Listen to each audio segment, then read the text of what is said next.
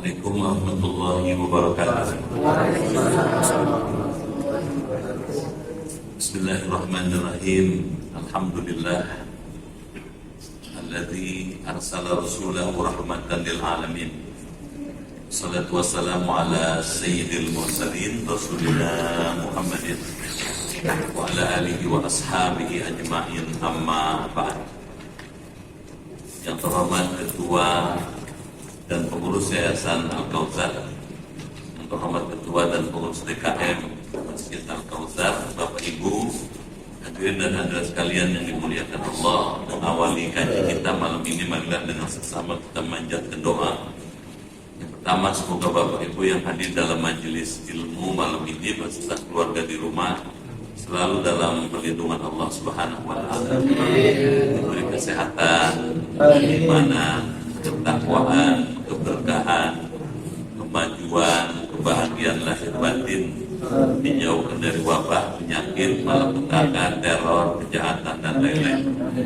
Yang kedua, kita berdoa buat keluarga besar Al-Kautsar yang hari ini ada yang sakit, ya, keluarga ibu bapak mungkin kita doakan Allah angkat penyakitnya, Allah kembalikan kesehatannya, sehingga dapat kembali aktif sebagaimana sedia kala. Mengantarkan doa itu, marilah kita bacakan lebih dahulu Ummul Quran Al-Fatihah.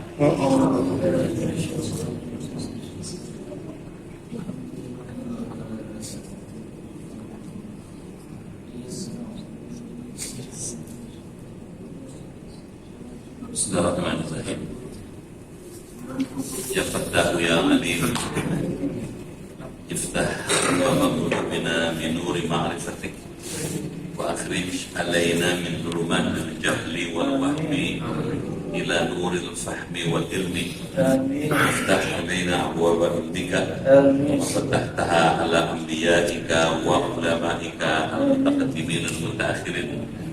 Wansur alaina rahmataka ya dzal jalali wal ikram.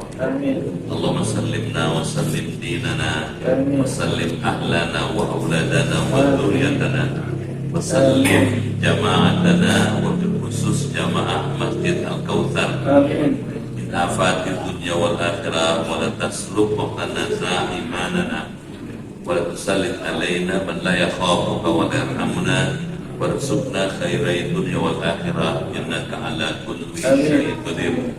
Rabbana wafiqna washfi mardana wassahih as-sadana wa qawi a'malana wahdina subul salam. Rabbana atina fid dunya hasanah wa fil akhirati hasanah wa qina adzabannar. Walhamdulillahi rabbil alamin. Bapak Ibu dimuliakan Allah, malam ini kita bersyukur dengan rahmat Allah dapat kembali hadir bermuajahah di masjid yang kita hormati ini. Untuk itu saya menyampaikan ucapan terima kasih dan penghargaan yang tinggi atas pilihan Bapak Ibu hadir di majelis ilmu malam ini. Saya doakan semuanya sehat, panjang umur, kuat iman, niat ibadah, banyak rezekinya, keluarganya sakinah, bisa husnul khotimah. Malam ini kita akan melanjutkan kajian ilmu akhlak dari kitab Bidayatul Hidayah pada halaman 96, baris yang terakhir. Silakan dibaca. Bismillahirrahmanirrahim. Wa idza arsyadna ila ta'dil awrabi fanqul lana kaifiyat as-salati was-sawmi wa adabahuma wa adabai imam wal qudwati wal jum'ah. Adabus salati fa idza faragha min taharatil hadasi wa taharatil khabasi fil badani wasiyabi wal manami wa dhibsatil awrati min as-surati ila rukbati fastaqbil qiblati qa'iman muzawijan baina qadamaika bihaitsu la tadammuhuma fastawi qa'iman waqra' qul a'udzu birabbin nas tahassunan biha minasyaitonir rajim wa ahdir qalbaka ma anta bihi wa qaribhu minal waswasi wamdur baina yaday man taqumu ومن تناجي واستحي أن تناجي مولاك بقلب غافل وصدر مسحور بوساوس الدنيا وخبائث الشهوات واعلم أنه تعالى مطمئن على سريرتك ونذير إلى قلبك فإنما يتقبل الله من صلاتك بقدر خشوعك وخضوعك وتواضعك وتضرعك واعبده بصلاتك كأنك تراه فإن لم تكن تراه فإنه يراك. Ya, sampai situ ya. Bapak Ibu dimuliakan Allah, apa maknanya?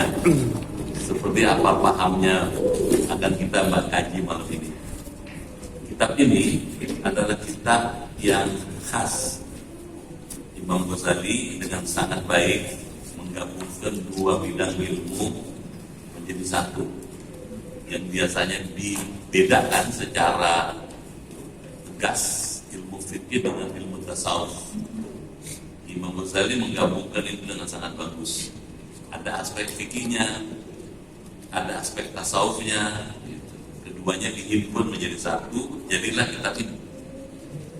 Kitab ini mengajarkan adab, bagaimana hidup ini beradab, bagaimana mempersiapkan diri untuk bisa sholat dengan baik, dan bagaimana sholat itu dilakukan dengan adab yang tertib.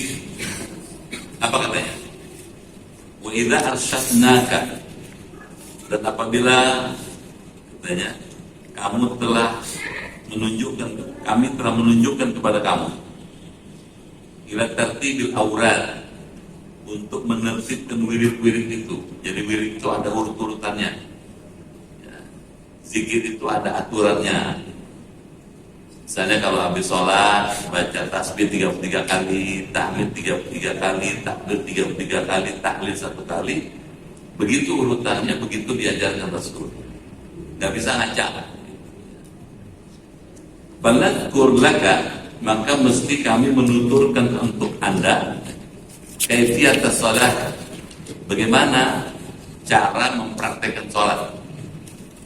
Jadi kitab ini akan ngajarin kalau Anda mau sholat, yang bagus Anda lakukan adabnya A, B, C, D, Z. Wasaum, bagaimana puasa itu bagus dilakukan dengan teratur sesuai dengan petunjuk Quran dan hadis Nabi. Wa adabahuma, dan adab keduanya, adab sholat, adab puasa. Wa adabil imam, adab menjadi imam. Kalau jadi imam itu bukan adabnya gitu. Ketika memerankan diri sebagai imam, baik ketika sholat maupun di luar sholat. Jadi kalau sudah jadi imam, sudah jadi khotib, dia sudah mesti bisa menata dirinya. Gak boleh kalau habis jadi imam terus main gaplek gitu. Habis khutbah Jumat gitu ya, pakai celana pendek gitu, lari-larinya bagus. Mesti menyesuaikan gitu, karena sudah punya status sebagai orang yang terdepan dalam ibadah. Wal qudwah, dan menjadi makmum. Kalau kita jadi makmum seperti apa gitu, sikap makmum itu. Wal jumu'ah, dan adab sholat Jumat. Jadi akan diajarkan adab-adab seperti tadi itu. Sekarang kita mulai masuk nih, adabus sholat, adab-adab mengerjakan sholat. Apa adabnya? Fa idza faragta, maka apabila Anda telah selesai katanya, min taharatil hadas, dari membersihkan hadas. Hadas ada macam-macam, ada hadas kecil, ada hadas besar. Setelah dibersihkan hadas kecilnya, itu setelah disucikan hadas besarnya. Hadas kecil contohnya buang air kecil. Orang dalam keadaan tidak berwudu itu berhadas namanya. Kalau mau sholat, wudu dulu dong gitu, supaya hadas kecilnya terangkat gitu. Kalau hadas besar nggak bisa dengan wudu, mesti dengan mandi gitu. Jadi mesti dibersihkan dulu.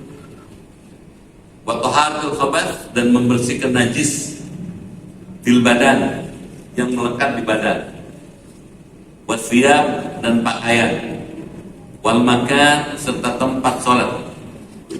Jadi diajarin nih ada sholat 4 menit aja, ada sholat. Jadi kalau bapak ibu mau sholat, ada urut-urutannya yang mesti dipenuhi, ada prosedur yang bagus dipatuhi. Satu, ya, bersih badan dari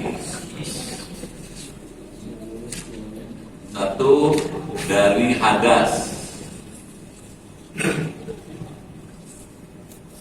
Hadas ada 2 macam, ada hadas kecil, ada hadas besar.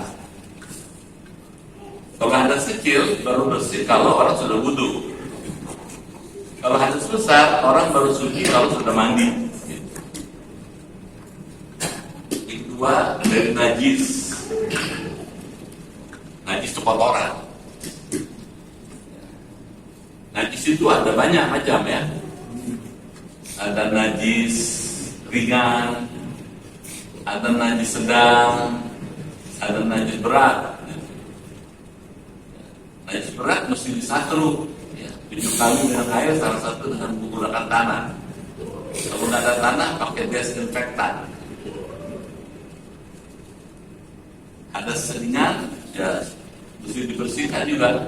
Jadi hadas najis mesti bersih nih. Gitu. Di mana najisnya? Satu, najis yang melekat di badan. Gak boleh ada di badan kita, di kepala, tangan, kaki, ada najisnya. Jadi mesti bersih. Yang kedua, najis yang melekat di pakaian. Pakaian mesti bersih. Karena kalau badannya bersih, suci, tapi pakaiannya ada najisnya, nggak diterima sholatnya. Yang ketiga, tempat sholat. Tempat sholat menyangkut sejadah, tempat kita berdiri di waktu sholat. Ini mesti bersih nih dari najis. Nah, kalau ini sudah bersih dari hadas dan najis,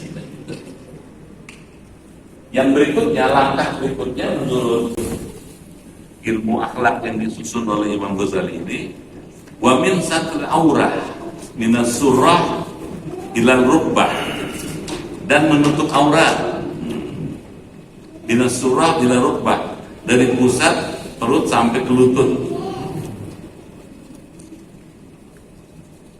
Jadi buat ini sekarang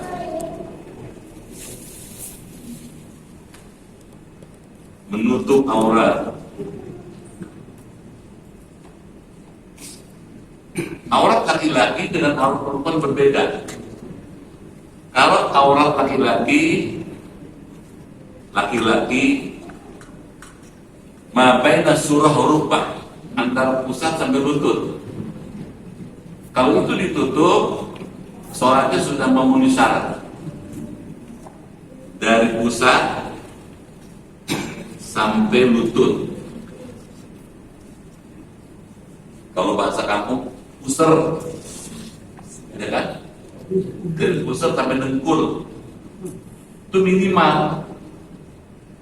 Kalau itu ditutup, sudah memenuhi syarat untuk melaksanakan sholat, karena tertutup aurat.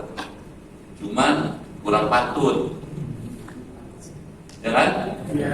Untuk Bapak RT aja mesti pakai baju rapi, ketemu Allah cuman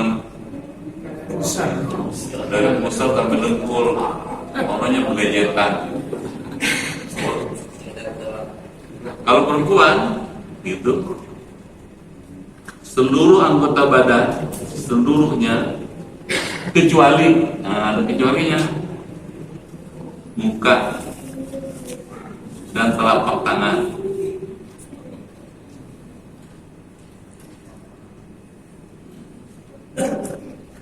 Semua itu tuh, dari rambut sampai kaki, kecuali muka yang boleh dibuka. dan telapak tangan. Kalau ini mesti tutup. Ini punggungnya nggak boleh, ya, nggak boleh terbuka. Kalau ini kelihatan, Allahu Akbar boleh kelihatan ininya. Tapi kalau ini tutup. Biasanya wanita kalau untuk taruh pakai mukena ya, gitu ya, menutup aurat. Langkah berikutnya, yang ketiga, kalau kita pengen sholatnya itu tertib, sempurna, teratur, fastaqbilil qiblah, maka hendaklah dia menghadap ke kiblat. Kiblat kaum muslimin sudah jelas. Fawalli wajhaka satrul masjidil haram. Arahkanlah, palingkanlah pandanganmu, wajahmu, hadapkanlah ke arah Masjidil Haram. Masjidil Haram di Mekah. Nah, sekarang kita di Indonesia. Nah, tinggal lihat aja posisi Indonesia ada di sebelah mana. Sebelah timurnya Mekah. Jadi kita menghadap ke arah barat gitu. Lebih bagus lagi pakai apa tuh? Kompas gitu. Menentukan arah kiblat, lihat kompas gitu katanya. Qaiman, dalam keadaan berdiri tegak, menghadap kiblat, istiqbalul kiblat.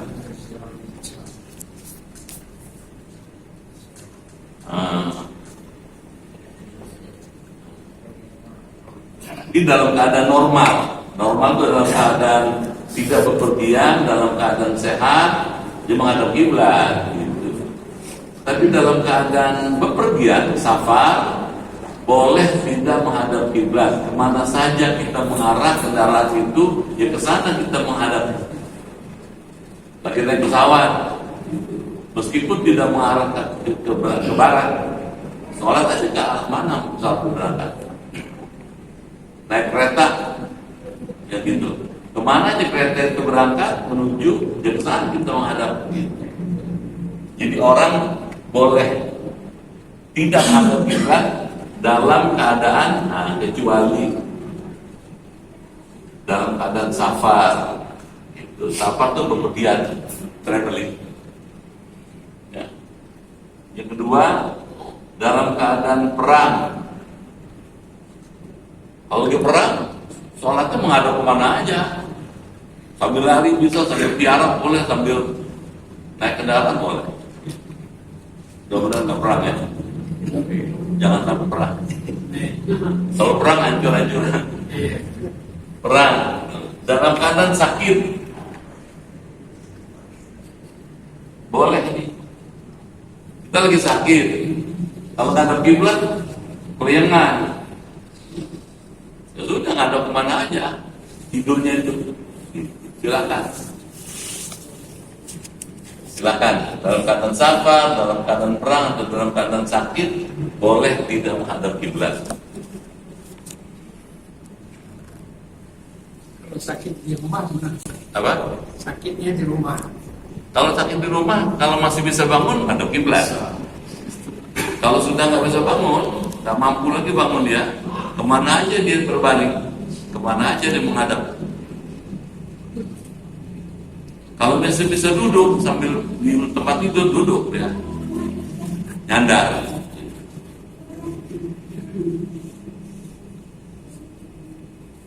Muzawijan baina qadamaik, dengan menyertakan katanya antara dua telapak kakimu, menjarangkan. Bihaitsu la tadamuhuma, sekiranya tidak mengumpulkan pada keduanya. Jadi kalau sudah menghadap kiblat, berdiri tegak. Berdiri tegak.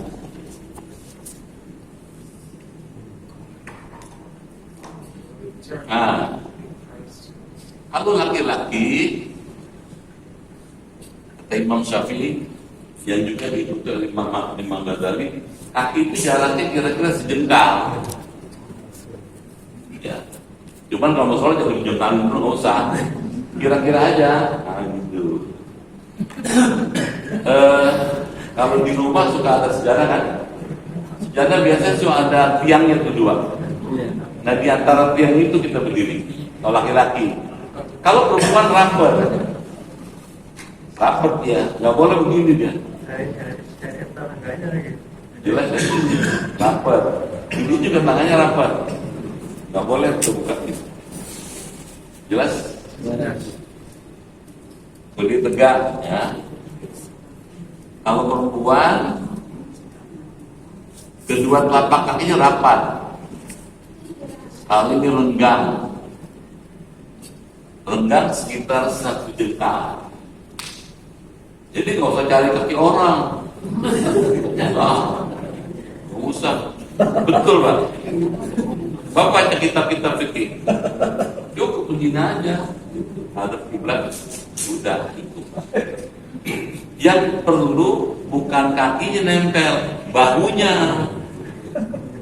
Makanya kata Nabi, sawu baina manakibikum, luruskan bahumu, gitu.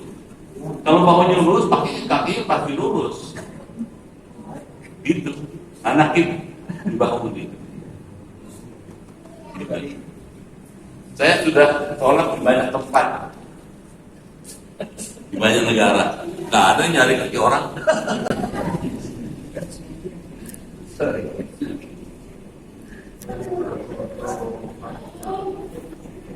Kalau sudah begitu katanya wastawi qa'iman, tegaklah dengan berdiri, waqra. Nah, sudah berdiri tegak menghadap kiblat, langkah berikutnya bacalah qul a'udzu birabbin nas.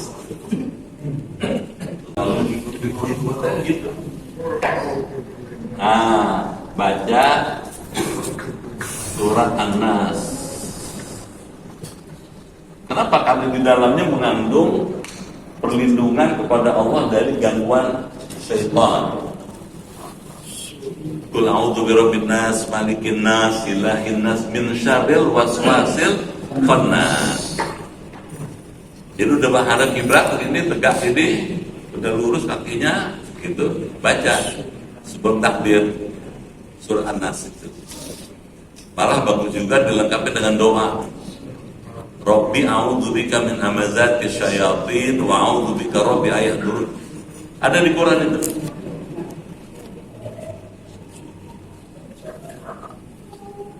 Tahassunan biha minasyaitan, sebagai penjagaan. Jadi kenapa baca surat An-Nas sebagai penjagaan? Tahassun itu membentengi diri dari gangguan syaitan. Pertanyaannya, apa ya setan mengganggu? Iya. Dalam hadis Bukhari ada diterangkan bahwa orang kalau mau sholat, ketika orang mau takbir, dikeroyok 70 setan. So, kalau satu orang 70, kalau satu saf tuh, waduh, setannya banyak banget. Ya. Begitu kita Allahu Akbar, ngacir dia. Yang 70 itu lari dia. Begitu kita sedekah, balik lagi, gitu. Apa yang masuk ke dalam diri kita? Caranya gimana masuknya 70 setan itu?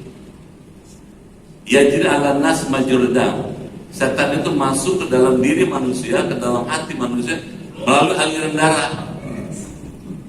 Dompleng, apa dompleng? Bonceng dia, jadi aliran dia bonceng gitu. Nah begitu antara masuk ke hati, dia goda kita.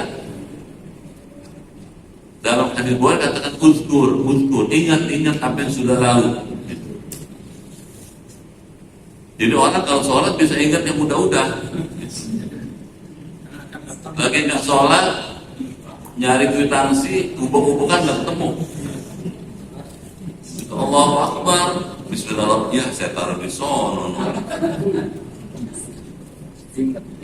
Kalau enggak ya akan datang. Jangan setan Pak. Makanya itu pentingnya membaca An-Nas itu. Kalau sudah itu katanya, wahdir qalbaka, hadirkanlah hatimu katanya. Ma'anta fi, apa-apa yang kau berada padanya dengan khusyuk. Nah, jadi hadirkan hati, fokus pada Allah. Keenam, hadirkan hati pada Allah. Maksudnya hati kita itu ingat Allah. Kenapa? Karena bisa aja sholatnya di masjid tapi pikirannya ada di pasar. Pulang nih, habis pulang mau belanja apa nih ya? Makan soto kali enak. Jadi kemana-mana itu nggak hadir namanya itu hudurul qalbi. Jadi hadirkan hati. Kalau hatinya hadir, antara hati itu dengan lisan, dengan gerakan fisik sinkron ya. Nah ketika sinkron itu kan disebut khusyuk.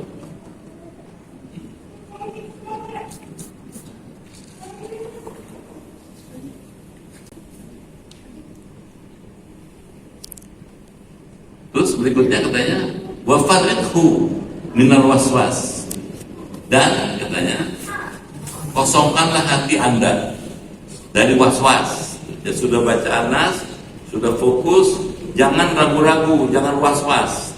Karena setan tuh jahat Pak, bikin orang ragu-ragu. Allah, Allah, Allah, Allah, Allah, Allah, Allah, Akbar. Lama banget. Makanya muter-muter begini-gini. Ragu-ragu jadinya gitu. Jadi yang ke-7, hilangkan keraguan.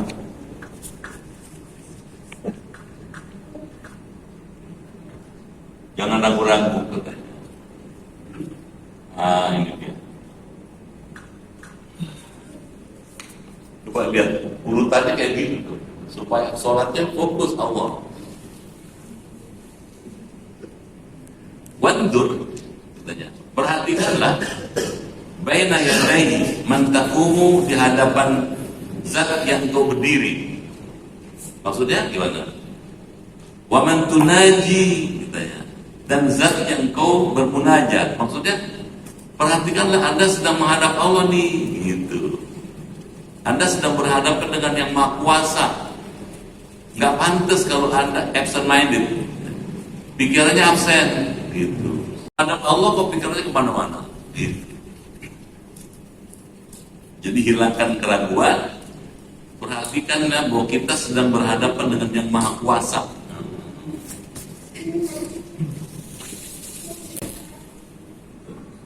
Sadarilah sedang berhadapan dengan Allah.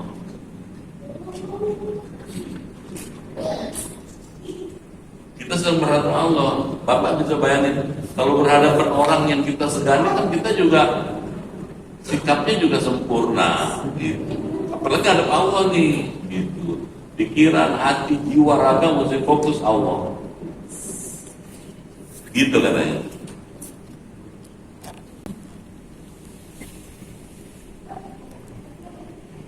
Terus kata Imam Ghazali, wastahi, katanya, dan engkau harus punya rasa malu, katanya.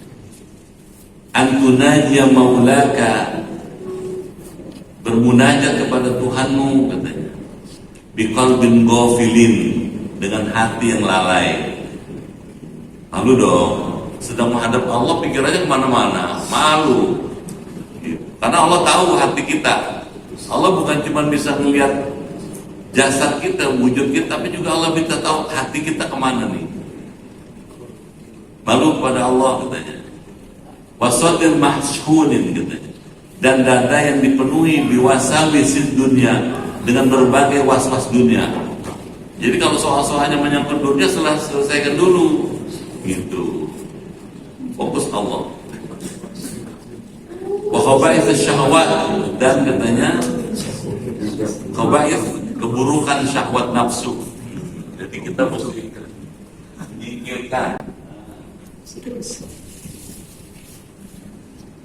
menyingkirkan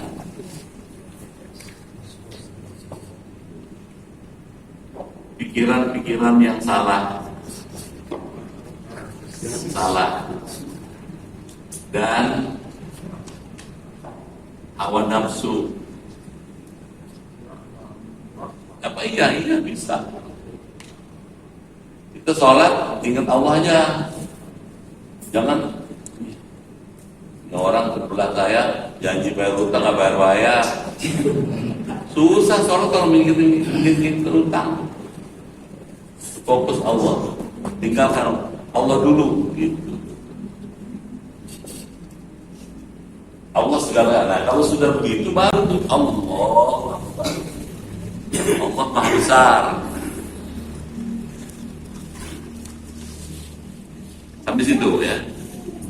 Wa'lam, ketahuilah Annahu ta'ala, bahwasanya Allah Ta'ala mutlihun ala sariratika, yang melihat atas rahasia dalam hatimu.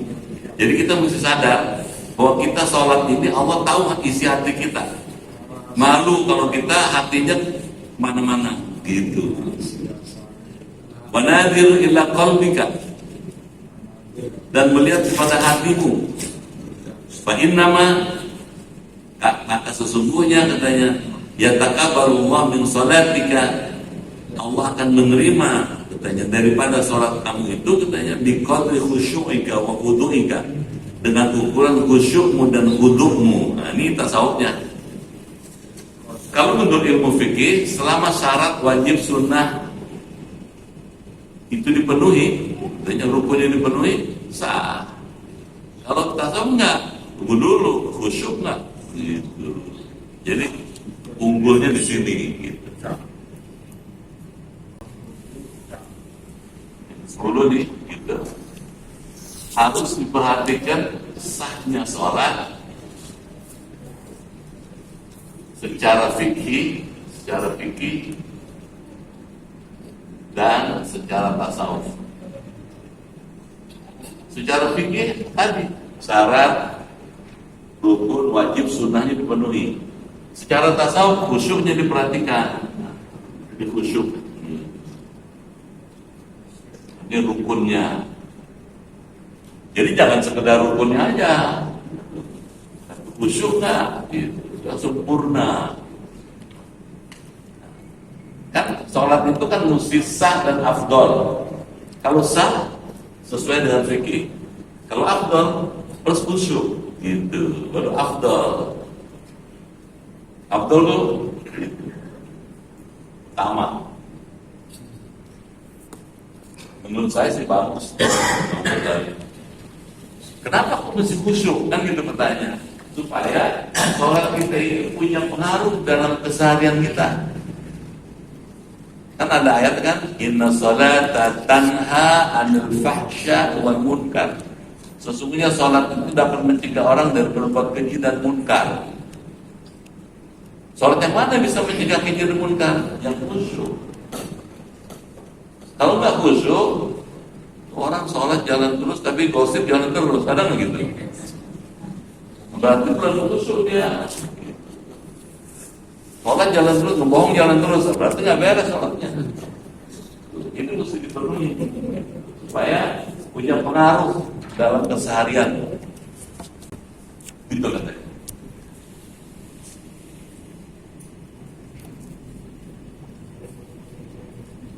Kenapa mesti dibangun seperti itu katanya? Karena Allah itu, ini alasan tauhidnya. Alasan tauhid. Alasan ilmu tauhidnya apa? Satu, Allah Maha melihat. Allah katanya Maha mendengar. Maha melihat itu basirun. Allah sami'un. Yang ketiga, Allah Maha mengetahui, alimun. Nah, tiga kesadaran ini akan membentuk muraqabah. Muraqabatun.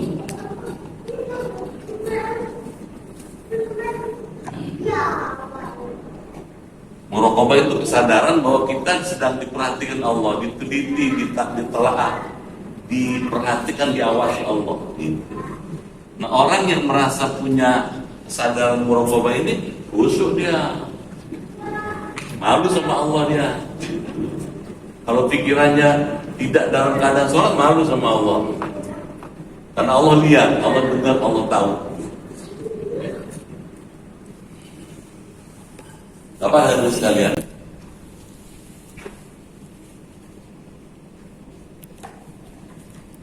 Sholat yang bagus katanya harus memenuhi katanya 3 unsur: khusyuk, khudu, dan tawadhu serta tadarruk. 4 dalam perspektif ilmu tasawuf, sholat itu harus khusyuk, 2 khudu, 3 tadarruk. Malah ada yang tempat tuh.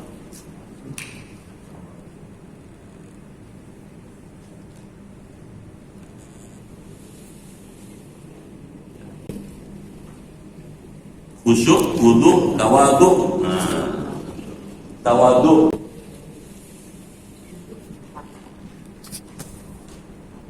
A, B, C, D ya. Tawadhu. Khusyuk itu ada sinkronisasi antara lisan dengan hati dengan gerakan fisik. Khusyuk dia. Kalau wudu, patuh pada Allah, takut. Saya sedang menghadapi yang Maha Kuasa nih, sedang menghadapi yang Maha Besar. Tunduk ya. Jadi sholat jangan jelalatan, tapi jelalatan.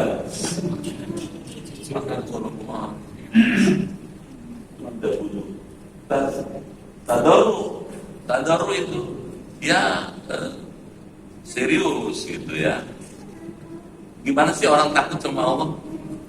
Takut gitu, cemas, khawatir kalau tidak diterima. Dan tawadhu, rendah hati. Biar pangkat kita tinggi, kalau sholat di hadapan Allah semuanya rendah. Yang besar cuma satu, Allah.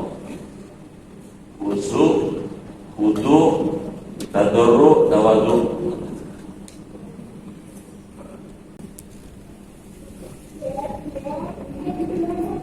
Terus yang berikutnya, yang terakhir, yang berikutnya katanya, wa'budhu, beribadahlah Anda kepada Allah fi sholati, ke dalam sholatmu katanya, ka'annaka tarahu, seakan-akan Anda melihat Allah. Jadi kita mesti merasa kita menghadap Allah. Bapak deh kalau ketemu dengan atasan aja deh, kan juga nggak sembarangan dong duduknya kan, ngomongnya juga nggak sembarangan gitu misalnya.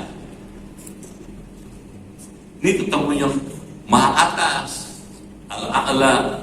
Siapa tuh? Allah yang memiliki langit bumi dengan segala isi-isinya.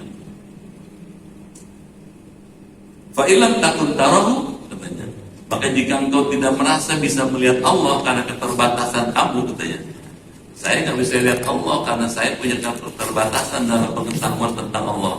Fa'innahu yaraka, sadarilah Allah melihat kamu. Kalau kita sadar Allah melihatin kita, juga kita hati-hati dong sholatnya. Ini disebut ihsan. Sholat dalam keadaan ihsan. Yang ke-13 ya. Sholat dalam ihsan. Ihsan. Menyadari sedang menghadapi Allah. Kalau tidak bisa melihat Allah, Allah sedang melihat kita. Kita sedang diawasi Allah.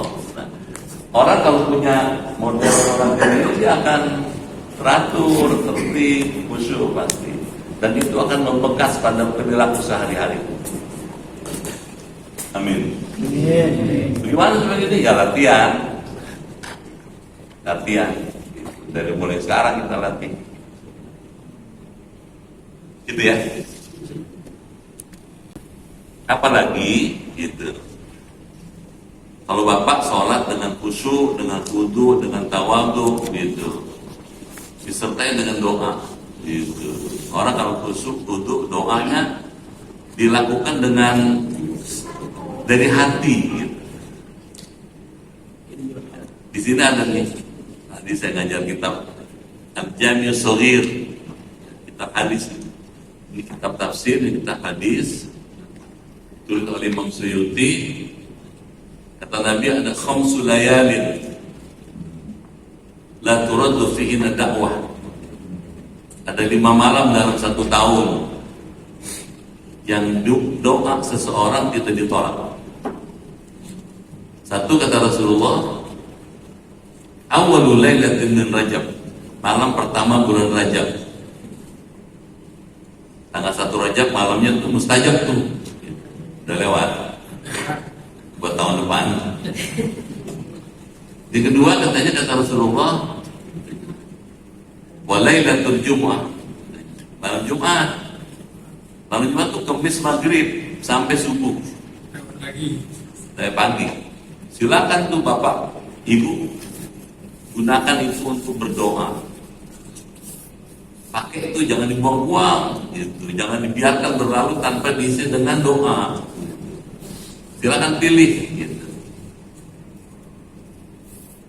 Yang ketiga, walailatul Idul Fitri, malam Idul Fitri. Besoknya Lebaran, Idul Fitri, malamnya mustajab tuh doa. Takbir doa, takbir doa. Saya menganjurkan takbir di masjid. Dipimpin satu orang, yang lain ikutin. Kalau Bapak ke Mekah, saya pernah 3-4 kali lebaran di Mekah. Ya. Itu kalau lebaran malam takbiran di Mekah, ya Allah, itu masjid dari lantai 1 sampai atap itu penuh orang itu. Di plazanya juga orang juga semua. Takbir, Allahu Akbar, Allahu Akbar, lain ikut takbir semua. Ramai seru. Nah, Al-Kautsar usahakan dia begitu. Amin. Aminnya pelan. Ya. Bagus loh. Takbir di masjid bagus. Dalam keadaan wudu gitu. Nah, kalau ibu-ibu nggak sempat takbir, ibu juga bisa punya peran. Gimana peran ibu-ibu? Bawa apa pada takbir masjid, ibu juga ada peranannya. Nganterin ketupat. Masa ketupat doang, bisa mengganjal di sini. Ada opornya kan gitu kan. Ada rendangnya, ada ayam gorengnya. Orang kalau takbir ada ayam goreng sama rendang, tenang takbirnya dia. Nggak pengen buru-buru pulang. Jadi kan anteng aja takbirnya. Gitu. Ibu juga dapat pahala, bapak-bapak tuh pahala. Doa tuh pas itu pakai tuh doa. Gitu ya. Ada hadis mengatakan bahwa kalau malam 1 Syawal, malam Idul Fitri, iblis nangis dia. Nangis dia. Ini anak buahnya setan namanya. Setan gerubutin dia. Tuhan katanya, kenapa Anda malam ini menangis? Kata setan. Iblis bilang, saya menangis karena hari ini, malam ini umat Muhammad diampuni Allah dosanya. Jadi bagaimana tugas kami ini, kata setan? Turun ke bumi, kuasai orang yang sedang ibadah, ganggu dia supaya dia kembali lagi nuruti hawa nafsu. Makanya begitu malam takbiran, ada yang jalan-jalan, ada yang kesono kemari. Yang bagus takbiran, baca doa, mustajab tuh. Yang keempat ya, malam Idul Adha, Lailatul Idul Adha, mustajab tuh gitu.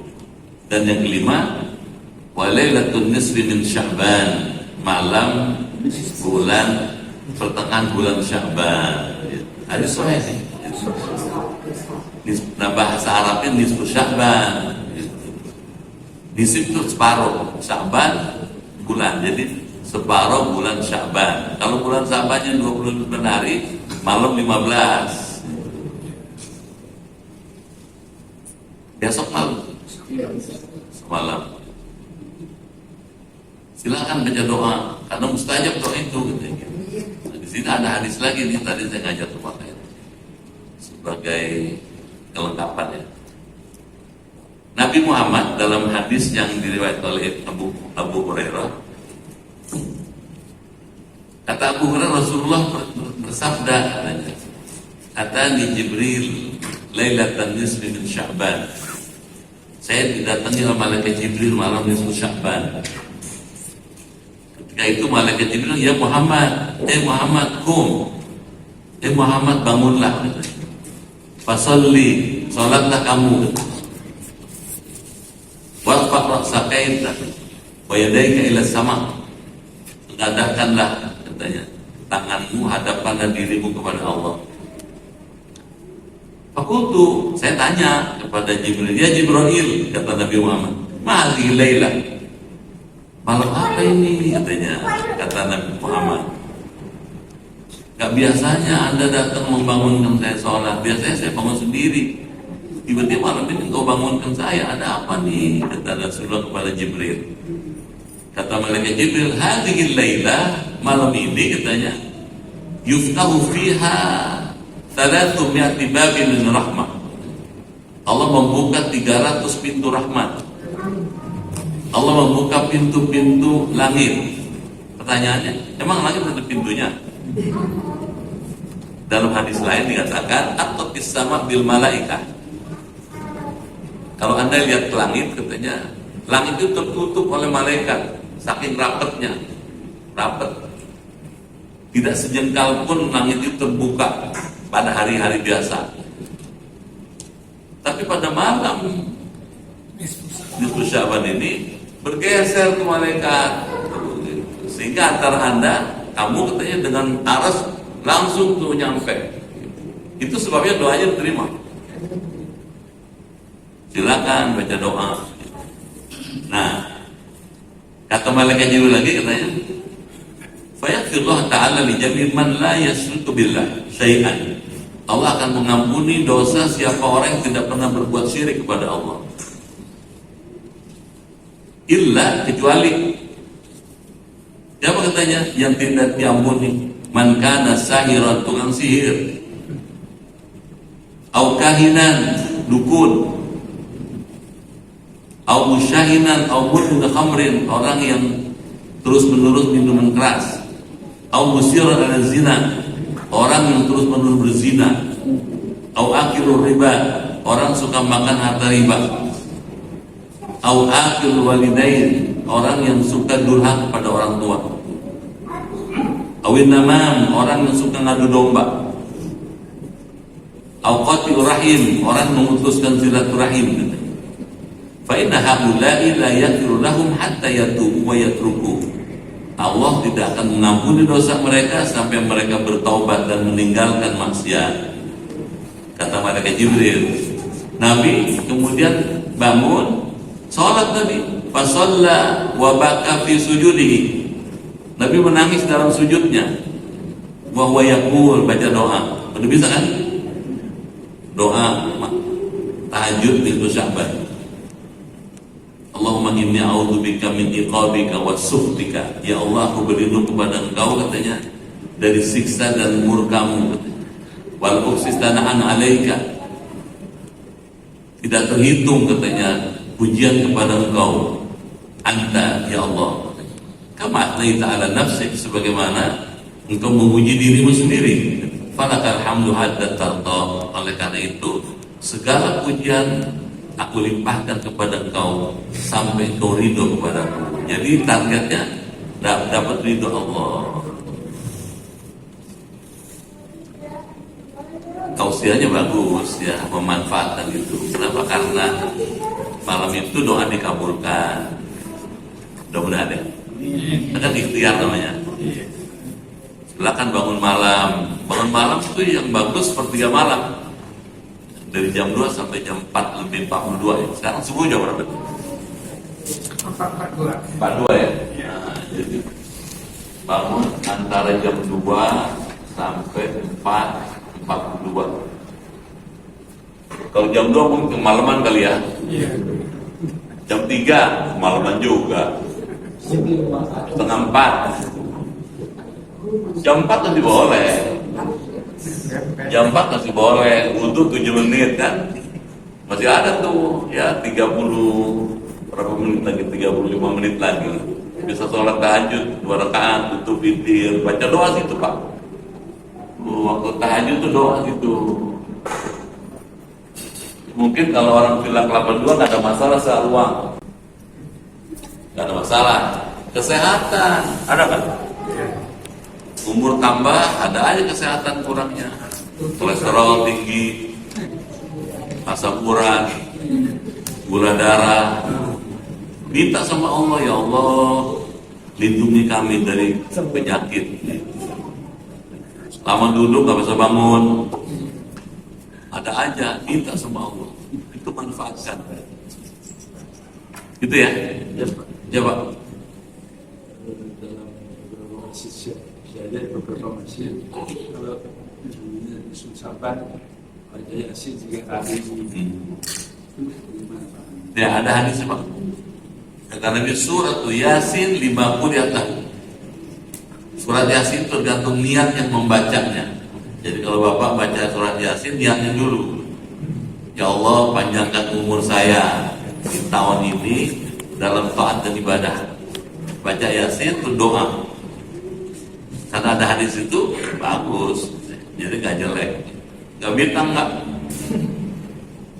Baca Yasin lagi, baca doa lagi, niat juga, ya Allah kuatkan imanku dalam menghadapi gejolak hidup yang terus sangat dinamis ini.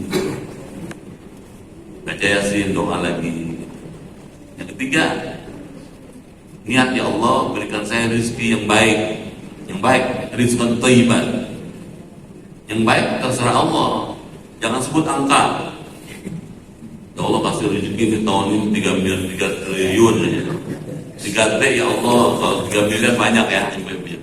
3T ya Allah. Belum tentu cocok gitu. Orang macam saya kalau minta 3T buat Allah gecel. Cuman bisa bawahnya enggak. Orang macam saya punya 3 triliun, lah ngajar besok ya. Pak Ustaz malam Sabtu besok ngajar, aduh saya di luar kota. Pak Ustaz besok khutbah nih di sini, lagi luar negeri. Lama-lama orang dekat sama saya. Makanya dikasih biasa-biasa aja, karena yang cocok buat saya yang biasa-biasa itu. Manfaatkan Pak. Terus kalau di kampung-kampung suka bawa air tuh ya, air putih. Gak apa-apa. Gitu. Kenapa? Baca Yasin 3 kali kan menireng. Kering mulutnya, minum dia, malah menguntungin pengurus masjid dan nyediain air. Ada buku The Spirit of Water. Itu orang Jepang, profesor dia, ahli mikrobiologi. Kalau kita baca Quran atau baca doa di depan air, airnya itu membentuk molekul Allah. Saya dulu tahun 2000-an awal ya, itu pernah diminta ceramah itu menjelaskan tentang bagaimana puasa Rasulullah. Bersama saya ada seorang doktor lulusan Sorbonne Prancis, ahli mikrobiologi ITB, terus dapat beasiswa ke Sorbonne Paris. Ketika saya menjelaskan Nabi kalau buka puasa air putih minum, sebelum itu baca doa, dia jelasin kenapa gitu secara keilmuan. Ketika air itu dibacain doa, di struktur molekulnya membentuk Allah, seluruhnya membentuk Allah, dan itu energi positif kata dia. Yang kalau diminum bisa mengalahkan energi negatif yang ada di badan kita, kuman, penyakit. Makanya Nabi kalau pernah dimintain doa sama sahabat, bacain doa, kasih minum, sembuh orangnya sakitnya. Jadi nggak apa-apa, gitu ya Pak.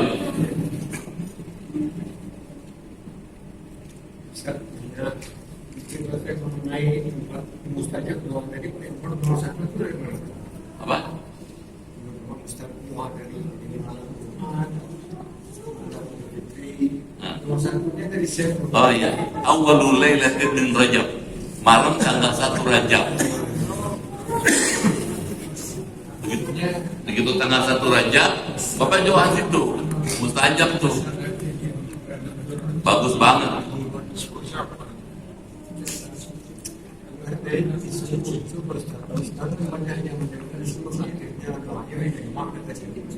Disebut bid'ah juga tuh gitu.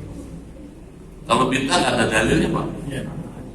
Saya bawa kitabnya nih, Al-Jami' Shaghir, ditulis oleh, kalau Bapak nanti mau dalamin ya, dia tadi nerangin di tempat lain. Kitab Al-Jami' Shaghir ini kumpulan hadis-hadis disusun oleh Imam Jalal As-Suyuti. Bapak buka halaman 145, di tengah-tengah ada tuh khamsu layalin la turaddu fihi dakwah. Ada 5 malam dalam 1 tahun yang doanya tidak ditolak. Ini dalilnya di sini Pak. Jadi ada dalilnya. Jadi jangan ragu-ragu. Berpulang pada Bapak, Bapak mau ngikutin bilang kita atau ngikut saya? Itu penting. Gak mungkin Pak, orang melakukan perbuatan bid'ah dibiarkan. Pasti ulama mencegah. Masuk orang sejagat ini, misalnya orang Jakarta ya, ngerjakan bid'ah didiemin aja nggak mungkin dong. Pasti ada yang negor, jangan diterusin. Gitu. Nah kalau sholat dengan nama nisfu Sya'ban itu bermasalah. Saya tidak merekomen itu. Gitu. Kenapa? Ada rujukannya, buku tipis gini, Perukunan Melayu namanya, ditulis Habib Usman dari Petamburan.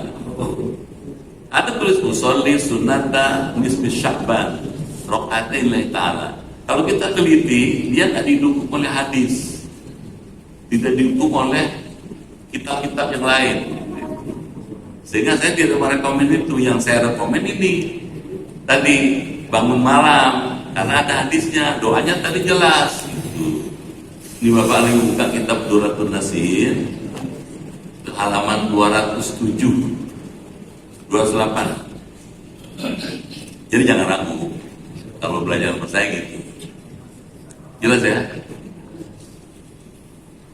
BAB itu udah kecil. Apa? BAB? Ya BAB, ya hadas Pak, hadas kecil. Caranya apa? Solusinya istinja.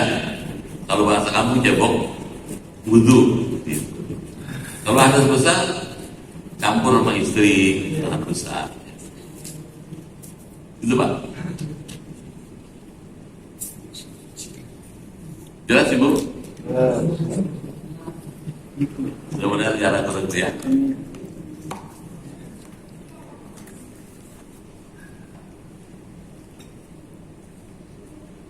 Kalau jelas ya tutup deh.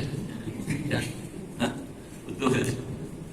Saya kan kalau Sabtu besok nih Pak, kayak tadi juga Jumat ini dari Sabtu sampai jam segini. Kalau Sabtu besok lebih lagi, karena habis Isya masih ngajar lagi di kompleks DPR. Saya malam ya 10 kayak gini nih. Maafin ya, diam aja. Iya. Bukannya sombong ya. Ini juga cukup lumayan nih. Kalau kebanyakan susah ngamalinnya. Ini dulu udah cukup bagus deh. Urut-urutan ini nih kita praktekin coba. Habis ini gitu. Lama-lama sholatnya mulai mapan, mulai khusyuk, mulai fokus sama Allah. Gitu ya. Iya, siap. Baik, kita baca doa, semua sehat berkah dalam ridho Allah Subhanahu wa taala. Al-Fatihah.